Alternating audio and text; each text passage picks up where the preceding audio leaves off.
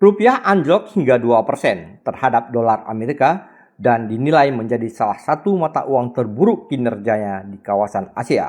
Pelemahan rupiah terjadi karena meningkatnya nilai dolar Amerika Serikat akibat eskalasi konflik geopolitik di Timur Tengah.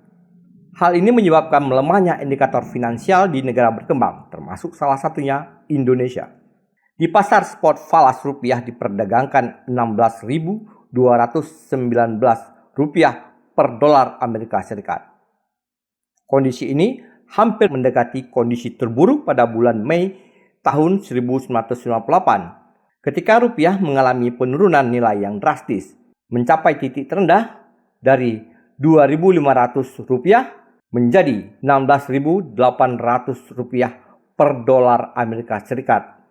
Akibat dari pelemahan nilai rupiah tersebut sehingga memicu tragedi tahun 1998. Terkait dengan hal tersebut, Menteri Koordinator Bidang Perekonomian Indonesia Erlangga Hartanto membantah tudingan rupiah menjadi yang terburuk di kawasan Asia. Pemerintah Indonesia akan terus memantau perkembangan ekonomi dan rupiah selama gejolak geopolitik yang sedang bergejolak. Secara fundamental, perekonomian Indonesia tumbuh solid 5% dengan inflasi dalam rentang 2,5 plus minus 1%. Neraca perdagangan masih surplus dan cadangan devisa tadi disampaikan masih sekitar 136 miliar US dollar. Dari segi pasar keuangan, dolar indeks mengalami penguatan di tengah rilis data ekonomi Amerika yang menunjukkan penguatan. Kemudian eskalasi tentu meningkatkan ketidakpastian. Dan tentu yang harus kita mitigasi adalah beralihnya aset ke safe haven, dalam hal ini US dollar, emas, nikel juga mengalami kenaikan.